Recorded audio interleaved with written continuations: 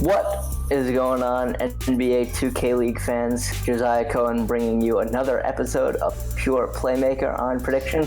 I'm joined, of course, by Will Beverina, who managed to make it home after a long trip up to New York for the finals. Will, how you doing? Very, very tired after that weekend, Josiah, but otherwise very good. How are you? I'm doing well myself. I caught up on some sleep after a marathon 5-game finals that stretched well into the early depths of Sunday morning.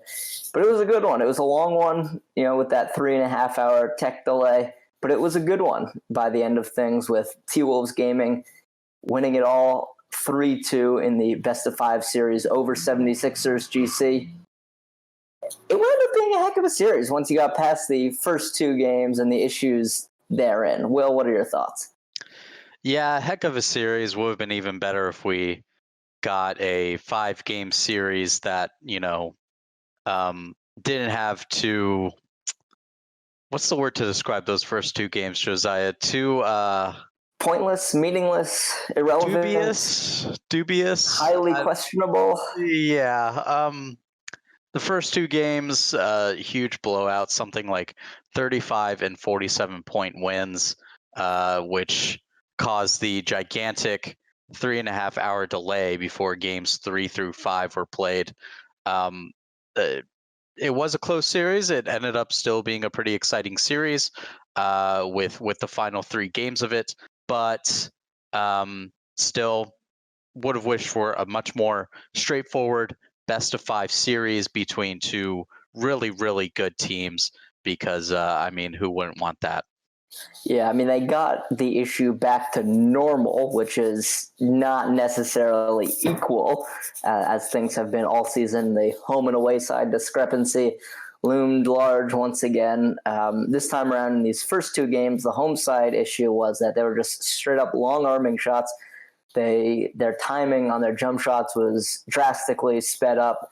So, as Will said, huge blowouts. The T-Wolves won game 1, 71-36. The 76ers won game 2, 70-23. Both teams are better than to get blown out by those ridiculous margins. So the league did the right thing. I think by stopping and trying to get things right, it would have been 5 blowouts in a row if they hadn't done that. And yes, it was frustrating. It was annoying. It was, boring at times in that 3.5 hour delay. But the last 3 games really made up for it. You had a lot of excitement. You had very close games. Probably game 5 was the least close of them all. And you had a very deserving champion in expansion team T-Wolves Gaming. Bear to Beast picked up the 2019 Finals MVP award. Will, what did the T-Wolves do right that enabled them to get the win? They did a bunch of things. They kind of it's tough to say when you're going up against Coach of the Year Jeff Terrell and the very well coached 76ers GC team. The T-Wolves out game planned the 76ers in this one, Josiah. They attacked. They attacked with Bear. They went with the 5 out. They wanted to go after Nudini.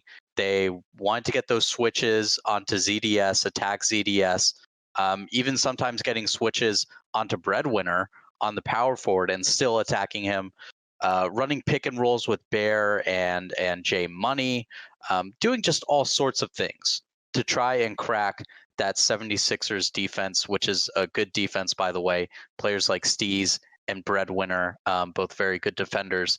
So to see the results of that, you have to tip your cap to Justin Butler and the Timberwolves as a unit. They had a game plan going in. They went in and they executed it to near perfection. And with all the controversy, all the technical issues and delays with the home and away side, the Timberwolves, they well and truly outplayed 76ers GC on the night. Very deserving as champions. And it all started with their game plan. And, who better to execute that game plan than a guy like Bear to Beast, who was absolutely locked in for this series. I'm pretty sure he only started showing emotion at the final few minutes of game 5, when it was beyond doubt that the T-Wolves were going to win this entire thing. Absolutely focused, laser focused, and he came up huge in this series. And that and the way they attacked the 76ers with some help with uh, Radiant not playing up to his normal standard, but still you have to credit the T-Wolves defense for what they were doing to make that happen. That was all how this happened, Josiah. Yeah, lots of credit to be given out to everyone involved. Bear was tremendous. Broke down Nudini, especially on the away side, but mustered enough offense throughout to where the T-Wolves were able to make up for their potentially comparative lack of firepower, if you want to say that Radiant came in with a bit more firepower. But Bear was incredibly deserving of that MVP award. He was great. He played very well defensively as well. Everyone stepped up for the Timberwolves defensively. Even arguably their weak point in J Money played tremendous on-ball defense, probably the best defensive series of his career. ZDS did the same on the other side. But the T-Wolves, just as a team, they had more options, they had more versatility. 76ers couldn't really stop that 5 out. And, they made some adjustments, but at the end of the day, the T-Wolves just came out and defeated them. Whether or not that 3.5 hour delay had more mental strain on one team than another, the T-Wolves gaming crowd stayed strong. The 76ers crowd less so. But you got to tip your cap to the Timberwolves expansion team. It's very difficult to come in as an expansion team and do well. But they're the only team who made the playoffs in their first season in the league this year. So they just had a great group of guys who really came together, bought into the system, and simply refused to go down. And I think that's what really stood out to me the most, is that Bear wanted it more. He just wanted it more than anyone. He was so locked in. He was so unwilling to talk trash, which he loves doing. And he just locked in. He sat there, his cap backward on his head. He's just sitting there, he's glaring at the screen, almost utterly locked in. And the question is, Will, and the question, I think, which has already been answered for me personally, with this MVP award, with him really being the face of the team, the vocal leader, the emotional leader of this team, is Bear the Beast the face of the NBA2k League? I'd say yes. Is it also okay for me to say I'm not sure right now exactly how much it matters? It's okay. It's okay. I'm going to dispute that with you, but it's okay. All right. Well, I mean, these things fluctuate a lot because we've had similar conversations before, discussions about who the best player in the world is. At the start of the season, it was Radiant. Then it was Mama throughout the regular season. And then in the playoffs, it was Radiant again. These kinds of things fluctuate. With a long off season, there are certainly, how do I want to put this? It's Bears. It's Bears' status as face of the league. It's his to lose right now, yes, but I don't think he has a super firm grasp on it. If that makes sense. I disagree with you. I think there is a lot of ways that players can market themselves in this off season and then come in to the season. Winning helps being the face of the league, of course. Nothing's as marketable as winning. Right. And then, there's the personality aspect of it. I think there can be some people in line to take that over. I don't think anyone's challenging him for a very long time, considering the season's over. The season doesn't start up again for a number of months. I think winning is the most marketable thing. If some random person who doesn't have any idea what the 2K League is looks up the NBA 2K League Finals, looks up NBA 2K League Finals MVP, they're going to see Bear. If you look up interviews, you're going to see Bear. It's Bear, right? I think before this, it was Dimes, because Dimes had the recognition from the rise of 2K to mainstream esports, with winning the road to the All-Star game when he was, I think, undisputedly the best player at that time, right? And he was the point guard of the winning team. He was a good talker, he had a good story. He was the face of 2K esports at the time. Then number 1 overall pick in the draft, right? Photo op with Adam Silver. He's the star, right? They overhauled their entire franchise around him after a disappointing first season. They traded Dave Fry. They completely revamped their front office, everything. But yes, he went to the playoffs. Yes, they were good. Yes, they had a 10-game winning streak. Bear just has more sound bites. Bear has more reaction videos. Bear has more awards across the board. Weekly Player of the Week, Player of the Month, Finals MVP now. That Bear is the face of the league, and that's just not going to be changed. Certainly over the course of this offseason, when there's going to be no games and fewer players to contend for the title, right? That's not going to change, right, for a very long time. And even when the season starts up again, it'll be Bear's throne to lose, right? Everyone will be trying to dethrone him. He's going to set the narrative in this conversation. And when you're setting the narrative in this conversation, that means you're the face of the league. I'm curious what you mean by when you say he's going to be the face for a very, very long time. What's your timeline when you mean that? I think through this offseason and probably through next season. We'll see how he does next year. I'm not sure I would have said that Nate is the face of the league after this past year, even though he won Finals MVP. Nate is an amazing person, very thoughtful, very well spoken. But he was a defender.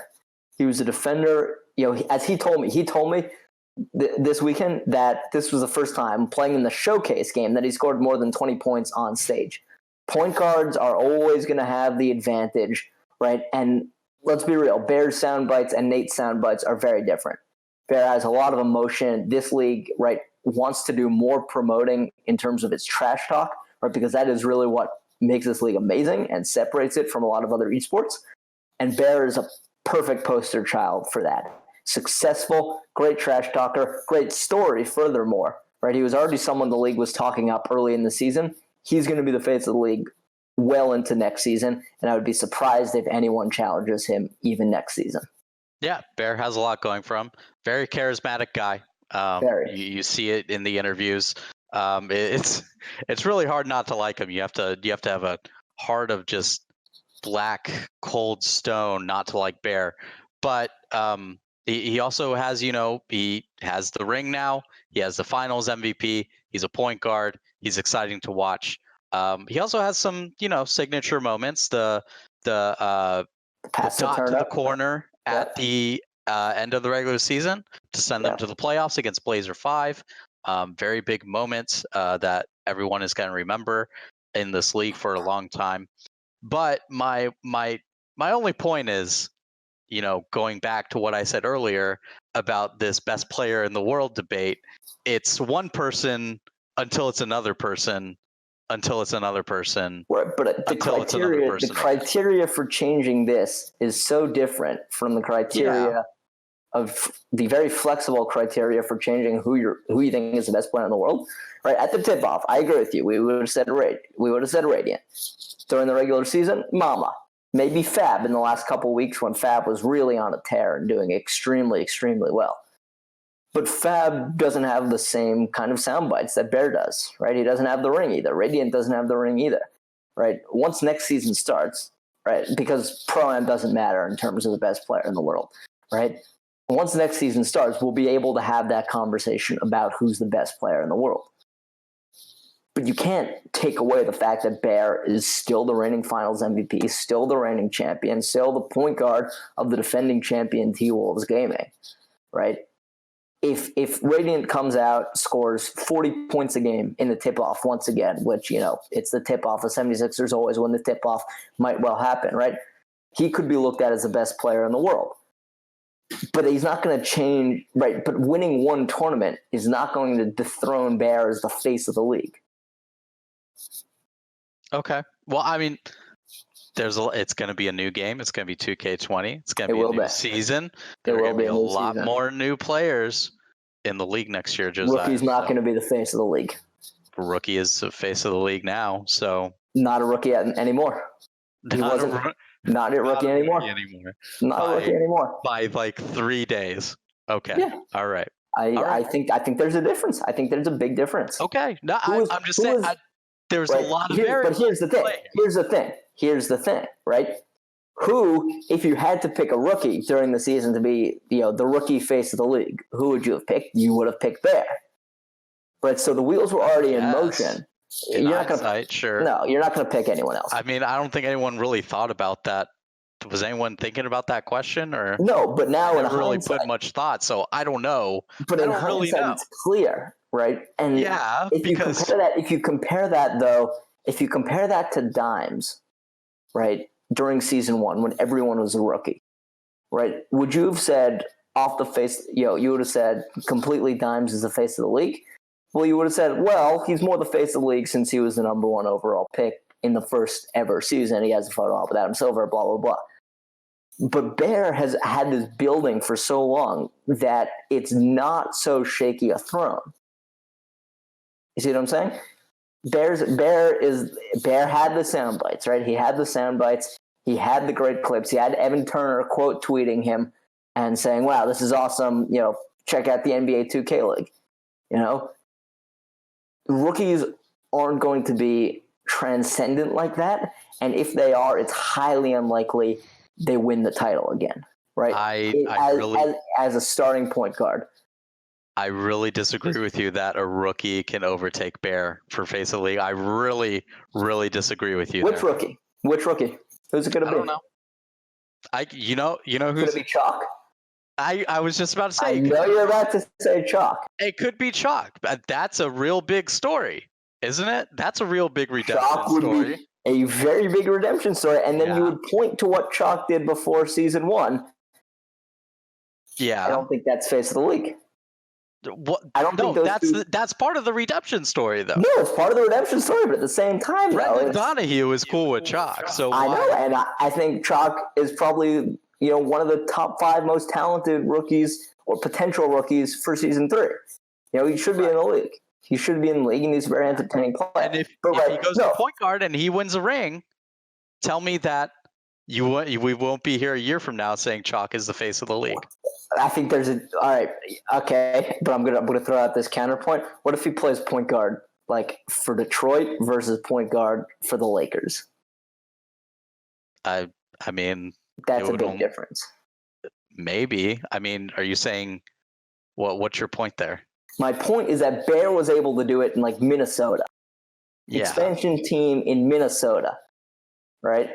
The only way I could theoretically see Chalk, who I don't expect to go to point guard. And again, we'll have to see what 2K20's meta is like, because that will matter a lot. But to the public consciousness, I still think point guard has the most cachet. Not most people who could theoretically, conceivably, possibly have a chance to dethrone Bear would need a booster of something like the Lakers. Point guard for the Lakers. But that's not going to happen. That's not going to happen. I don't know about that point. I'm not sure about that. It's not going to happen. The Lakers, it's not like there's some like social powerhouse on like Lakers gaming. No, but being the face of the league is far beyond the Twitter sphere of the league. That's part of the point, right? Chalk is very popular within the Twitter sphere of the league, right? Toxic Bangs, very popular, right? More, great content creator, more followers, more subscribers. Not the face of the league. No. Right? Hugely important for the popularity of the league and within the 2K community. But Bear, I think at this point, transcends that. Maybe. I don't know. Like, I mean, obviously we're so entrenched into this community and this league.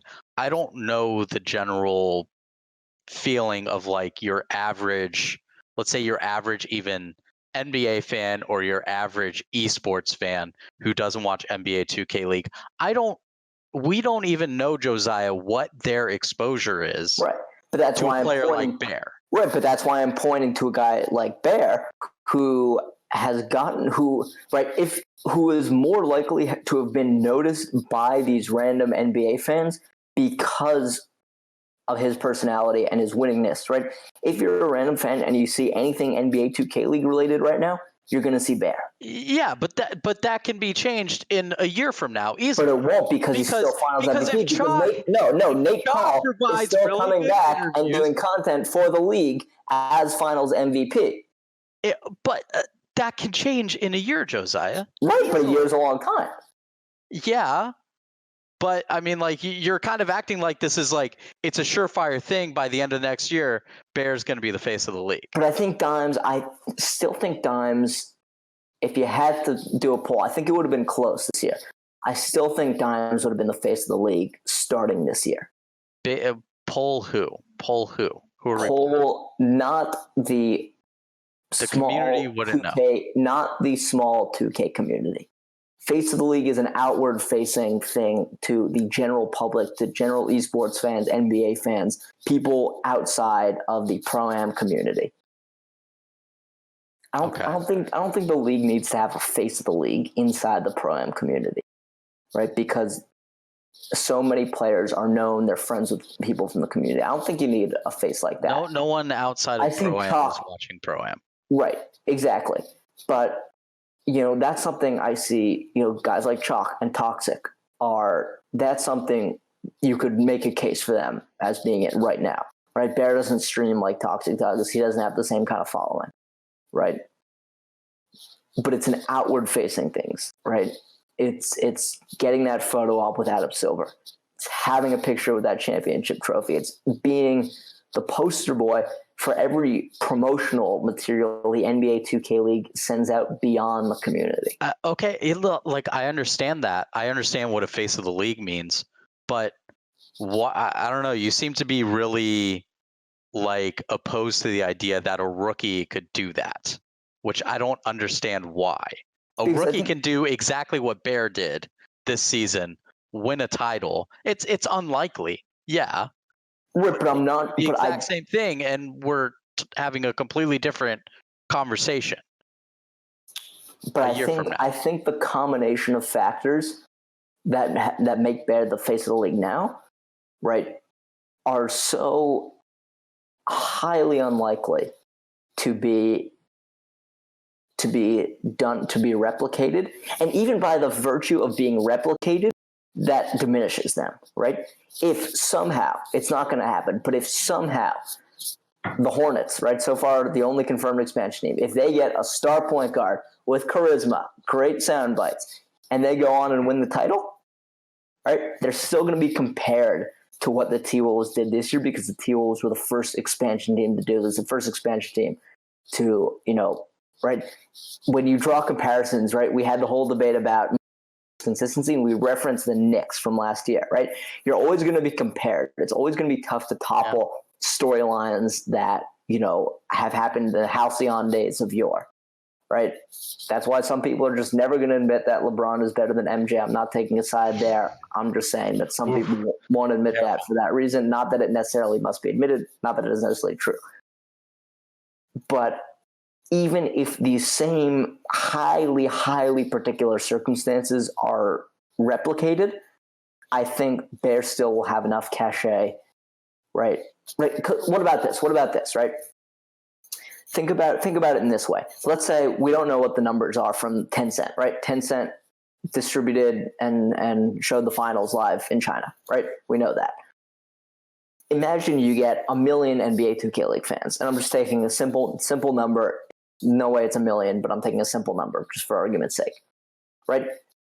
1 million people watching Bear to Beast, watching the NBA 2K League for the first time and seeing Bear do what he did is going to be more powerful for them than watching it, like it's something normal, like something they're accustomed to, and seeing a point guard do amazing things once again. I mean, maybe, but there are going to be even more fans next season, you would hope.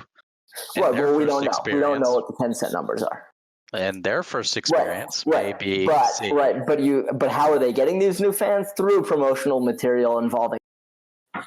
I guess I don't know. You seem like really dead set opposed to anyone being able to challenge this. I just don't think it. I don't think it changes in a year. I don't think it can change so quickly. I think it can very easily change.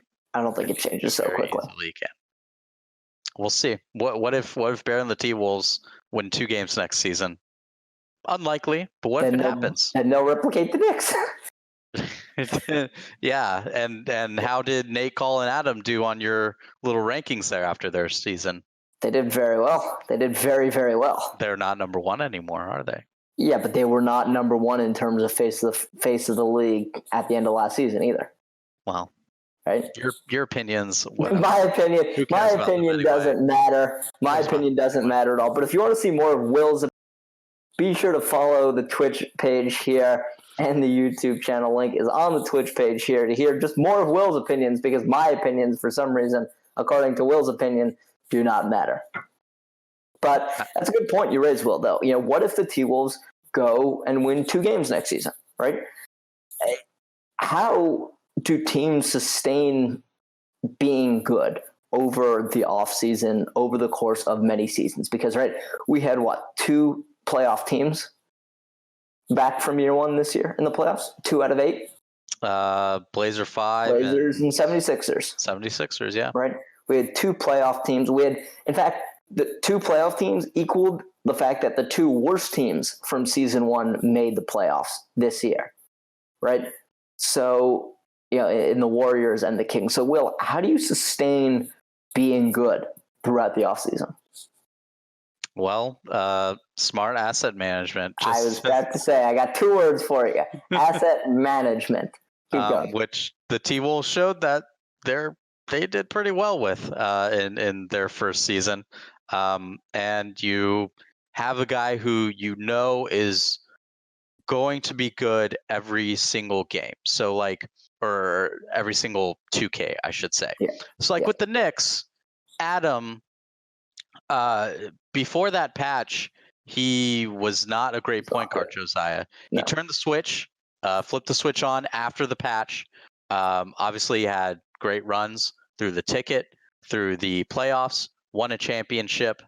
But the big question, for me at least, was which Adam are we going to see in season 2? Are we going to see the pre-patch Adam? Or are we going to see the post-patch Adam? We saw the pre-patch Adam in season 2. With Bear, I don't think that's going to happen. Bear's a guy who has sustained success across multiple 2Ks. It's highly, highly unlikely that Bear is going to suddenly fall off, okay, when it comes to 2K20. Yeah. Talking about a guy like Feast, who has a skill set that just kind of translates no matter what. The 2K is a guy with defensive IQ, basketball IQ, very smart defender. Good person, works well with many teammates. Yeah, great attitude, team player. Those kinds of things translate from game to game, no matter what game you're on. Being a good teammate always translates. That's a really good point. That's a really good point, Will. That's a really good point. So they have at least two guys in place now who you can count on to be those guys again in 2K20, to be those guys again in season 3. You can add maybe 1 or 2 other people from this team to return for season 3. We'll see how retention goes. We'll see how protection goes. We'll see how the expansion draft goes. Yeah. So you bring back a guy like J Money, or you bring back a guy like Turn Up Defense.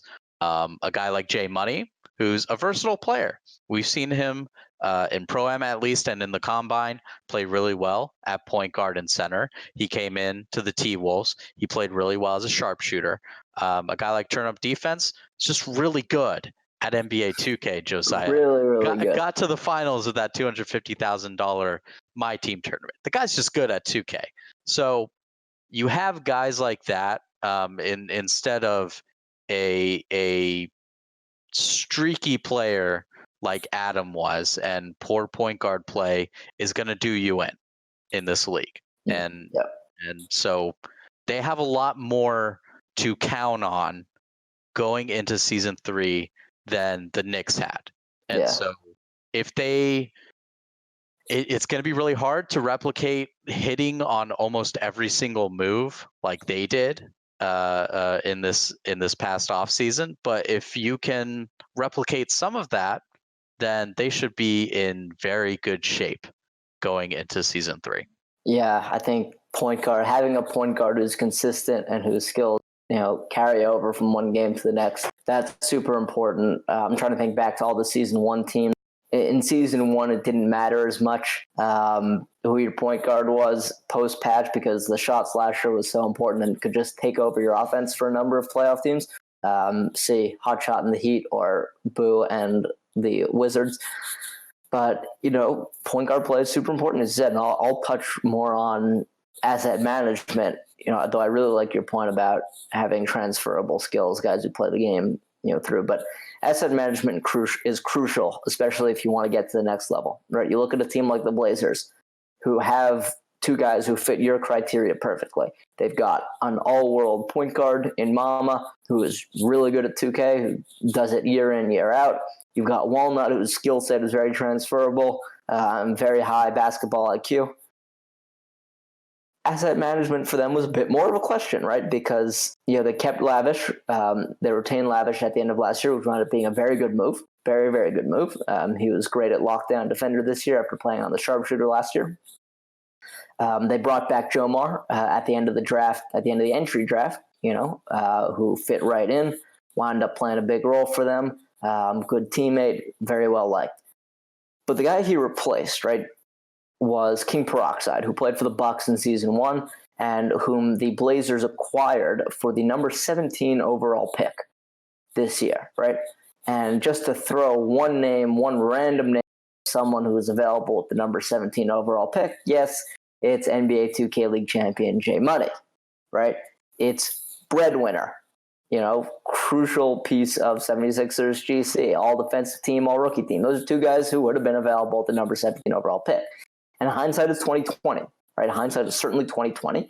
But the fact that King Peroxide wound up sitting on the bench, right, during their stretch run, during the finals, right, that is not enabling you to take things to the next level, right? Because they got swept in the first round of the playoffs. They got bounced in the first round of the playoffs for a second consecutive season. And I don't think anyone should be doubting the credibility, the bona fides of Mama and Walnut. I think they're a championship core.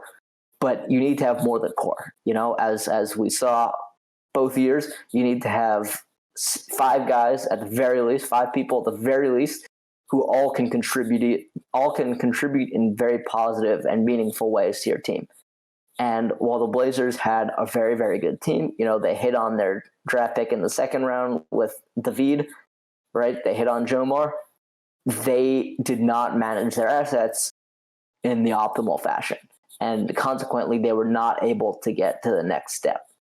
So I think asset management is key. Will brought up an excellent point about, getting players who are going to stay good from game to game.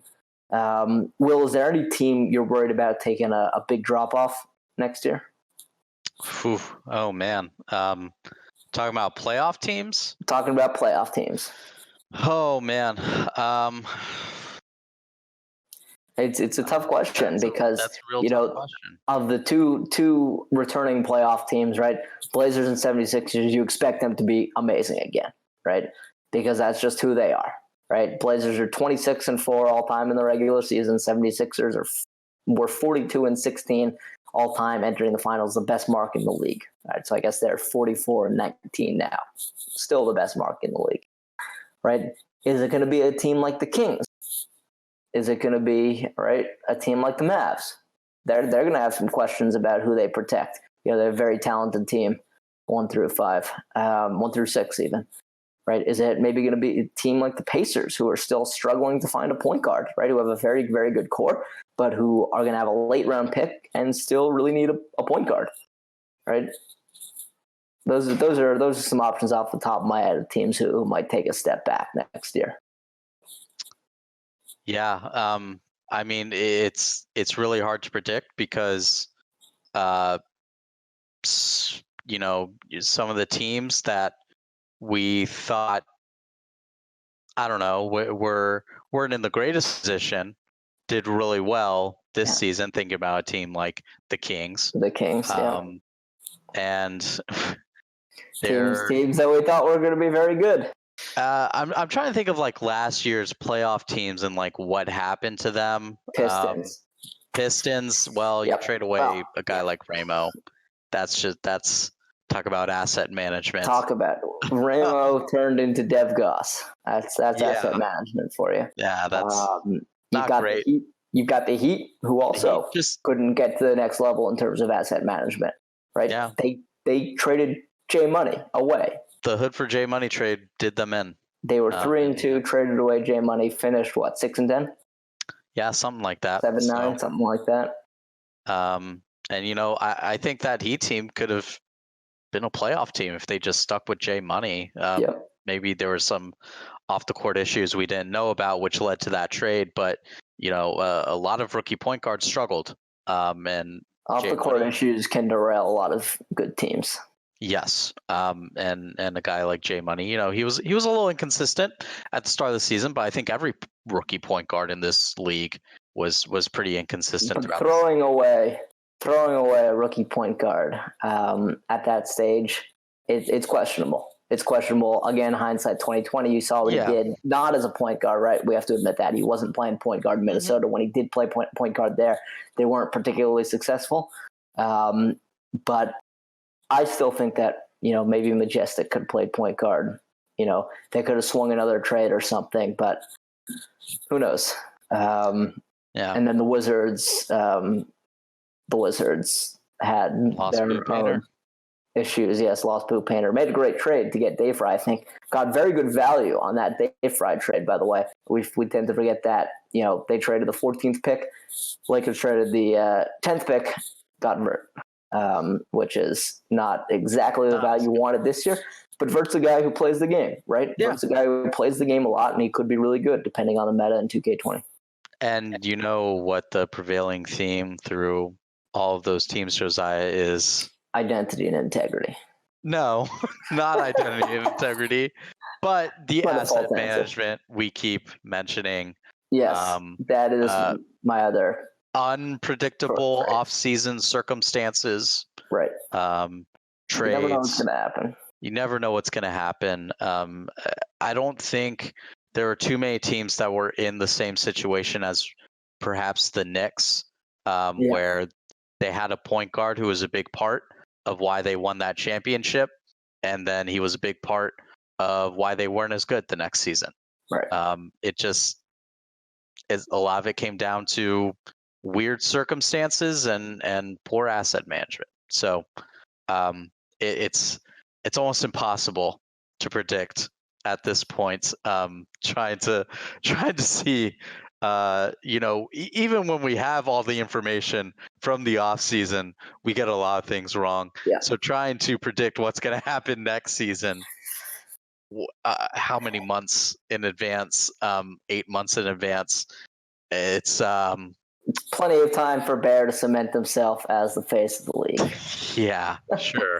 Yeah. Plenty of time. Yeah, asset management, very, very crucial. Speaking of asset management, I know a great asset for you, this show. Be sure to follow on Twitch here, YouTube, as well as linked on the Twitch page. Got some exciting things cooking up. Thank you all for dropping by. Post-finals edition. Have a great off season.